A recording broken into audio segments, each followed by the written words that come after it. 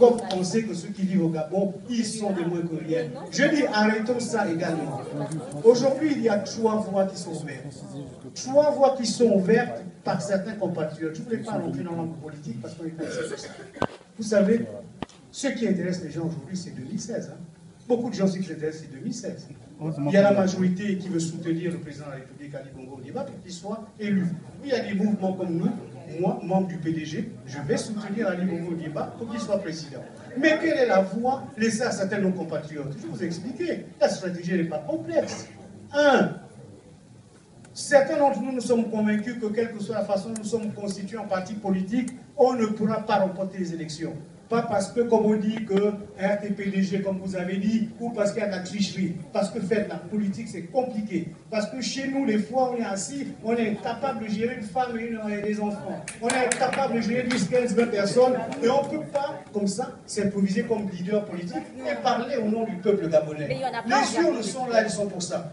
Ici, là, avec certains, on s'est rencontrés dans les joutes, des fois électorales, ici, avec certains dans la salle. Mais c'est une autre réalité. Donc, sachant qu'on ne peut pas remporter l'élection, il y a 2 solutions. Pour mes amis, parce que j'ai des amis, des parents aussi dans l'opposition, parce qu'on est Gabonais. Parce qu'on n'est pas... Parce qu'on est Gabonais. Et dans les amis que nous avons, les parents, la première possibilité, ce sont les fameux juridismes que vous ouvrez là.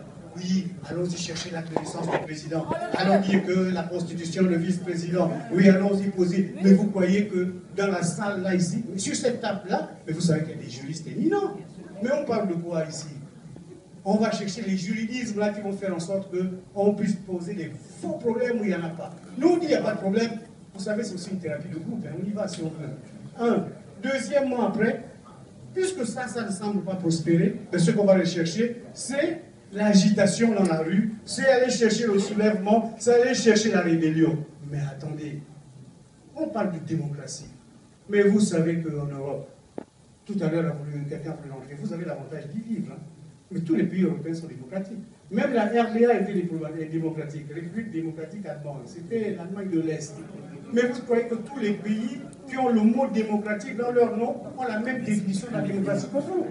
À partir de ce moment-là, les uns les autres, le ministre Moulembe disait tout à l'heure, c'est la diversité qui nous arrange. Donc, préoccupons-nous des questions de développement du pays. Et véritablement, les gens de questions comme celle qu'a posée M. Marceau Malikou, c'est bien, mais continuez ça sur les réseaux sociaux si vous voulez. Faites de ça ailleurs si vous voulez. Mais laissons-nous avancer ici sur ces questions. Sur ce, madame, s'il vous plaît, il y a le monsieur...